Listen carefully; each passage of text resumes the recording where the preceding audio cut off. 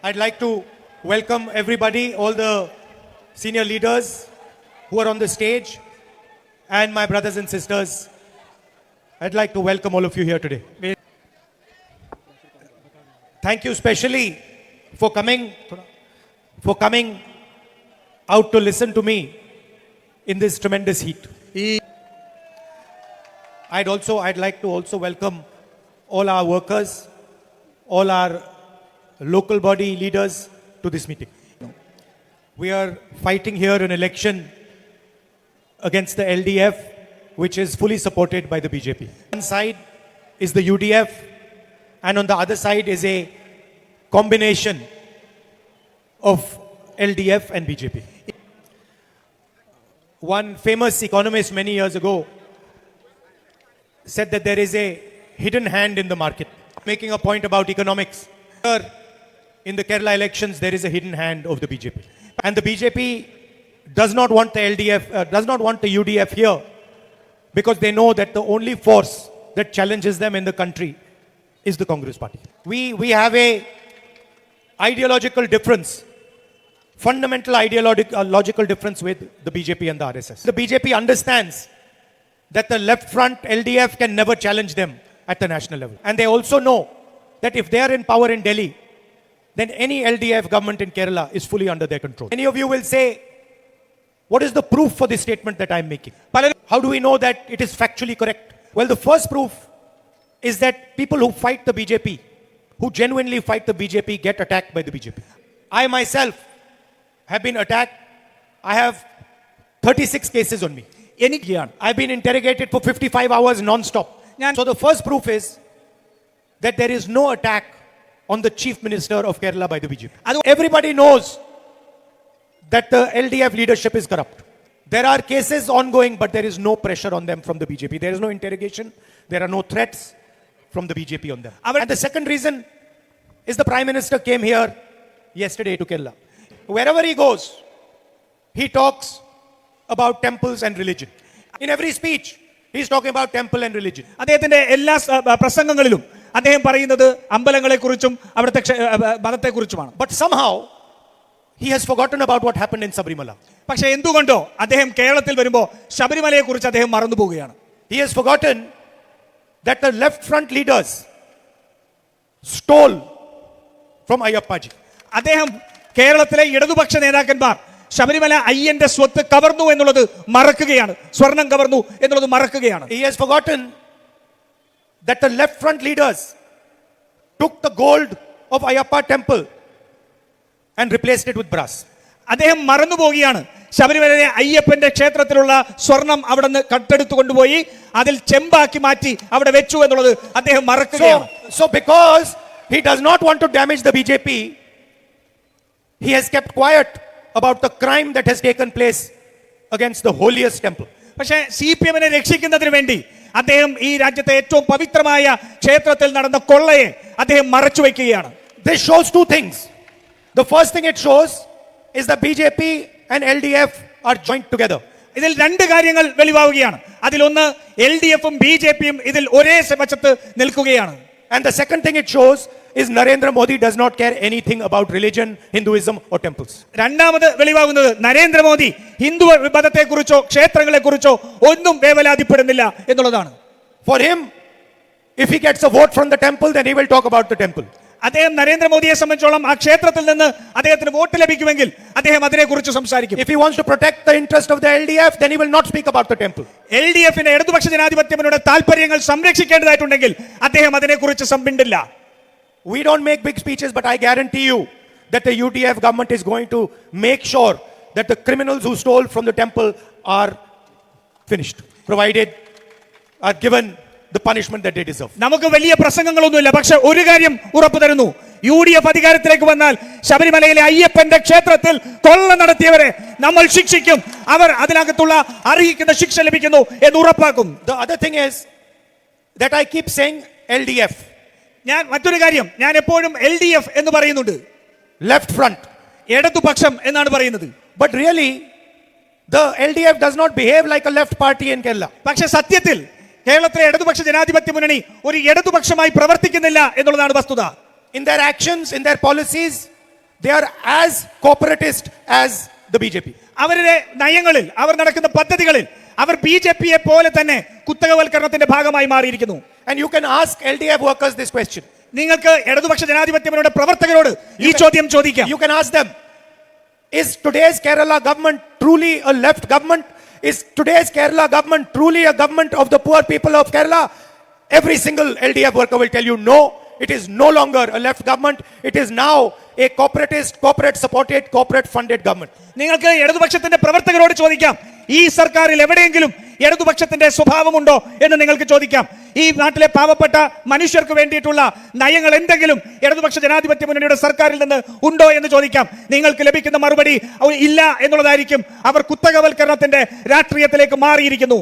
Now you'll ask me again, what is the proof? നിങ്ങൾ ഇനിയും എന്നോട് ചോദിക്കും, എന്താണ് തെളിവ് എന്നുള്ളത്. I'll tell you the proof. ഞാൻ പറയാം എന്താണ് തെളിവെന്ന് ഞാൻ പറയാം. UDF used to support rubber workers. നമ്മുടെ UDF നമ്മൾ ഇവിടുത്തെ റബ്ബർ തൊഴിലാളികളെ നമ്മൾ പിന്തുണയ്ക്കുന്നുണ്ടായിരുന്നു. Used to protect the rubber industry. നമ്മൾ ഇവിടുത്തെ റബ്ബർ വ്യവസായത്തെ നമ്മൾ പിന്തുണച്ചിട്ടുണ്ട്. When they had difficult times, we used to give them compensation. അവർക്ക് ബുദ്ധിമുട്ടുണ്ടായ സമയമുണ്ടായിരുന്നപ്പോൾ നമ്മൾ അവർക്ക് നഷ്ടപരിഹാരം നൽകിയിട്ടുണ്ട്. The LDF refuses to compensate the rubber workers of Kerala. നമ്മൾ ഇവിടുത്തെ ഇടതുപക്ഷ ജനാധിപത്യ മുന്നണി കേരളത്തിലെ റബ്ബർ തൊഴിലാളികൾക്ക് ഉണ്ടായ നഷ്ടം പരിഹരിക്കാൻ നഷ്ടപരിഹാരം നൽകുന്നതിന് വിസമ്മതിക്കുകയാണ്. The left is about protecting workers from the market. ഇവിടെ ഇടതുപക്ഷം ഇവിടുത്തെ വ്യവസായത്തിലുള്ള തൊഴിലാളികളെ സംരക്ഷിക്കുന്നതിന് വേണ്ടിയാണ് ഇടത് എന്നുള്ളത്. But the LDF government in Kerala is not interested in protecting the workers, rubber industry from the market. They don't care. പക്ഷേ കേരളത്തിലെ ഇടതുപക്ഷ ജനാധിപത്യ മുന്നണി ആ മാർക്കറ്റുള്ള റബ്ബർ തൊഴിലാളികളെ സംരക്ഷിക്കുന്നതിന് വേണ്ടി തൽപരരല്ല. They are more than happy to have a relationship with big business, the same that Mr. Narendra Modi does. Narendra Modi എങ്ങനെയാണോ പ്രവർത്തിക്കുന്നത് അതുപോലത്തെ വലിയ വ്യവസായികളുമായി കുത്തകളുമായി ബന്ധം സ്ഥാപിക്കാനാണ് കേരളത്തിലെ ഇടതുപക്ഷം താല്പര്യപ്പെടുന്നത്. I have spoken in detail about how the Prime Minister has been compromised by Mr. Donald Trump. ഈ ഞാൻ പലപ്പോഴായിട്ട് US പ്രസിഡന്റ് ഡൊണാൾഡ് ട്രംപുമായിട്ട് എങ്ങനെയാണ് നരേന്ദ്രമോദി കീഴടങ്ങിയിരിക്കുന്നത് എന്ന് പറഞ്ഞിട്ടുണ്ട്. Everybody knows that there are 3.5 million files, Epstein files, that are still locked up. എല്ലാവർക്കും അറിയാം ഏകദേശം 35 ലക്ഷത്തോളം എപ്സ്റ്റീൻ ഫയലുകൾ ഇപ്പോഴും പുറത്തു വന്നിട്ടില്ല. And everybody knows whose name is in those Epstein files. എല്ലാവർക്കും അറിയാം ആ എപ്സ്റ്റീൻ ഫയലിനകത്ത് ആരുടെ പേരാണ് ഉള്ളത് എന്ന് എല്ലാവർക്കും അറിയാം. Donald Trump publicly humiliates the Prime Minister of India. Donald Trump ഇന്ത്യയുടെ പ്രധാനമന്ത്രിയെ പരസ്യമായി അധിക്ഷേപിക്കുകയാണ്. He publicly says that I can destroy Narendra Modi's career anytime I want. അദ്ദേഹം പരസ്യമായി പറയാണ്, ഞാൻ വായ തുറന്നാൽ നരേന്ദ്രമോദിയുടെ രാഷ്ട്രീയ ജീവിതം തകർക്കാൻ സാധിക്കും എന്ന്. He is absolutely right. അദ്ദേഹം ശരിയാണ്, യാഥാർത്ഥ്യമാണ് അദ്ദേഹം പറയുന്നത്. Because he understands that the entire finances of the BJP are linked to Mr. Adani. അത് സത്യവുമാണ്. കാരണം അദ്ദേഹത്തിന് അറിയാം ഈ BJP-യുടെ എല്ലാ ഫണ്ടും അവർക്ക് വരുന്ന പണത്തിന്റെ സ്രോതസ് മുഴുവൻ അദാനിയുമായി ബന്ധപ്പെട്ടാണ്. And if you go on the internet and you search, you will find that there is a case against Mr. Adani in the United States. നിങ്ങൾ ഈ വെബ്സൈറ്റിലേക്ക് പോയി ഗൂഗിളിൽ പോയിട്ട് നിങ്ങൾ ഒന്ന് സെർച്ച് ചെയ്താൽ നിങ്ങൾക്ക് അറിയാൻ കഴിയും US-ൽ അദാനിക്കെതിരായിട്ടുള്ള കേസുകൾ നിലനിൽക്കുന്നുണ്ട്. The case is not targeting Mr. Adani, it is targeting Mr. Modi. ആ കേസ് അദാനിയെ ലക്ഷ്യം വെച്ചുള്ളതല്ല, മറിച്ച് നരേന്ദ്രമോദിയെ ലക്ഷ്യം വെച്ചുള്ള കേസുകളാണ്. I don't know if you know this or not, but Mr. Adani cannot enter America.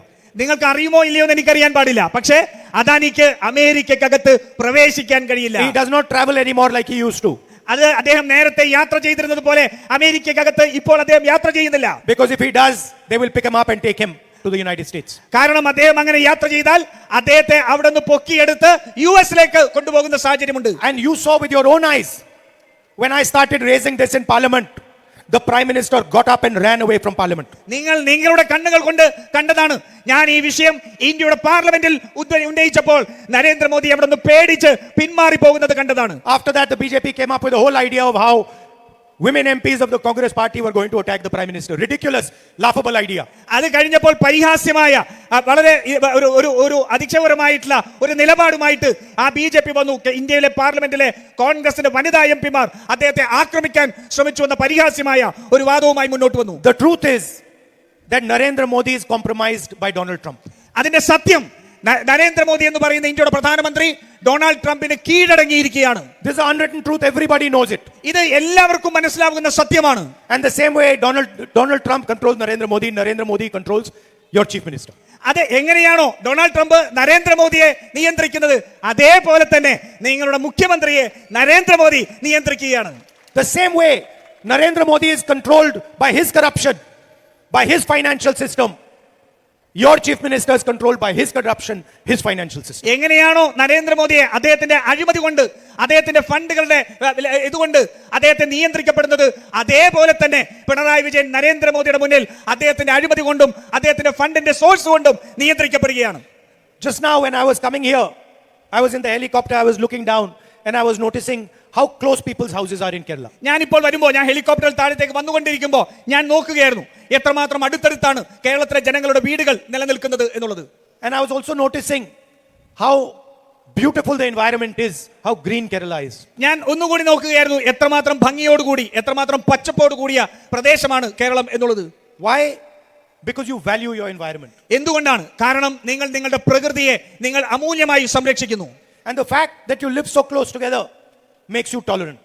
നിങ്ങളെ നിങ്ങളുടെ പ്രകൃതിയോടൊപ്പം ചേർന്ന് നിങ്ങൾ ജീവിക്കുന്നു എന്നുള്ളതാണ് നിങ്ങളിൽ സഹിഷ്ണുത ഉണ്ടാക്കുന്നത്. You understand the other person's ideas, the other person's perspective, the other person's views.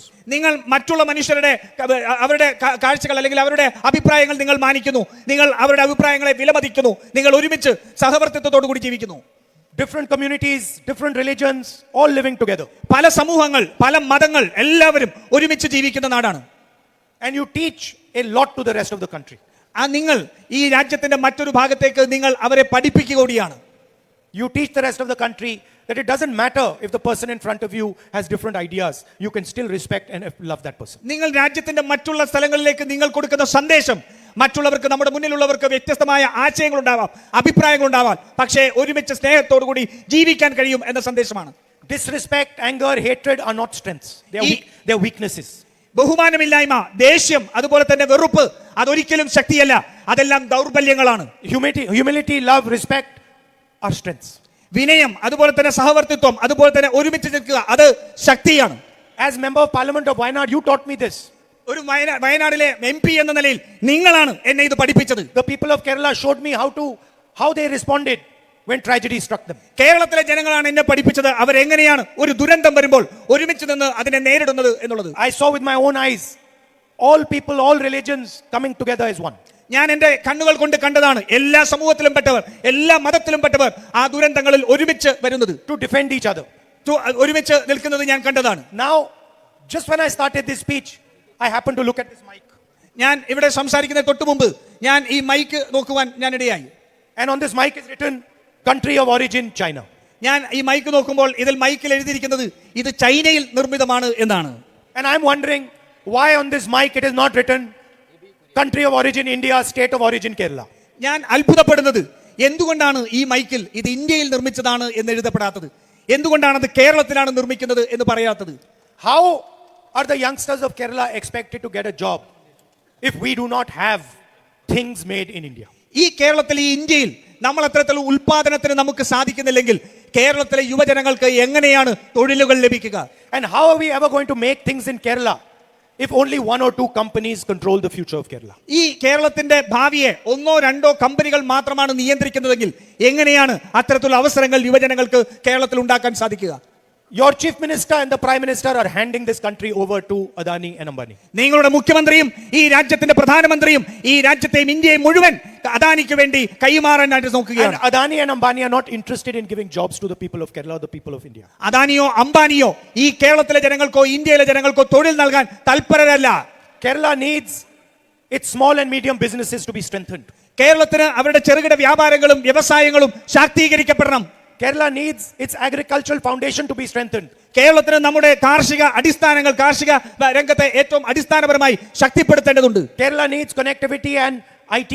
കേരളത്തിന് IT വ്യവസായവും അതുപോലെ തന്നെ നമ്മുടെ കണക്ടിവിറ്റിയും വർദ്ധിപ്പിക്കേണ്ടതായിട്ടുണ്ട്. And Kerala needs protection for its people.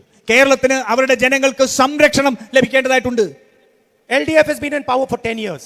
കഴിഞ്ഞ 10 വർഷമായി LDF ആണ് കേരളം ഭരിക്കുന്നത്. They are taking away the strength of Kerala. അവർ കേരളത്തിന്റെ ശക്തിയെ ഇല്ലായ്മ ചെയ്തുകൊണ്ടിരിക്കുകയാണ്. They are doing exactly what the BJP does. Our BJP ചെയ്യുന്നത് എന്താണോ അത് തന്നെയാണ് കേരളത്തിൽ LDF എന്ന് ചെയ്തുകൊണ്ടിരിക്കുന്നത്. The UDF is going to give 5 guarantees to the people of Kerala. UDF കേരളത്തിലെ ജനങ്ങൾക്ക് വേണ്ടി 5 ഗ്യാരണ്ടികൾ പ്രഖ്യാപിക്കുകയാണ്.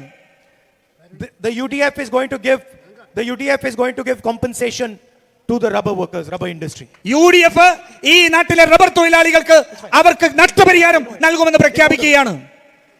So I'll read out the UDF's guarantees, which are protection for the people of Kerala. ഞാൻ ഇവിടെ UDF നൽകുന്ന ഗ്യാരണ്ടികൾ ഞാൻ ഇവിടെ വായിക്കാൻ ആഗ്രഹിക്കുകയാണ്. അത് ജനങ്ങൾക്ക് സംരക്ഷണം നൽകുന്ന ഗ്യാരണ്ടികളാണ്. I'm seeing quite a few ladies in the crowd. ഞാൻ ഇവിടെ ഇരിക്കുന്നവരിൽ കുറേയധികം സ്ത്രീകളെ കാണുന്നുണ്ട്.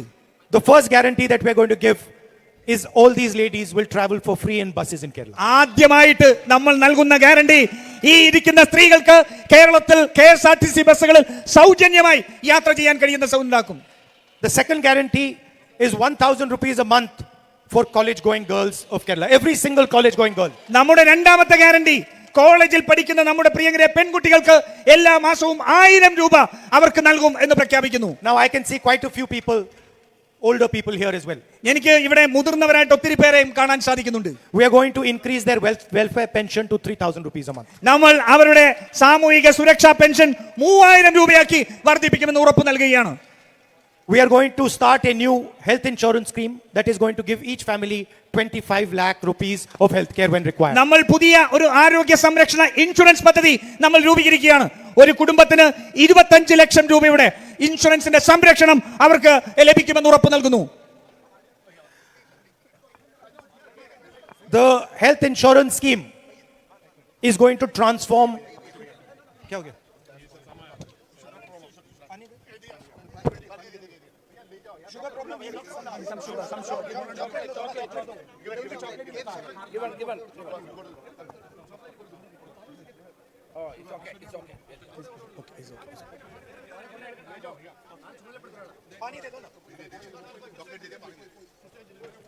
Yeah.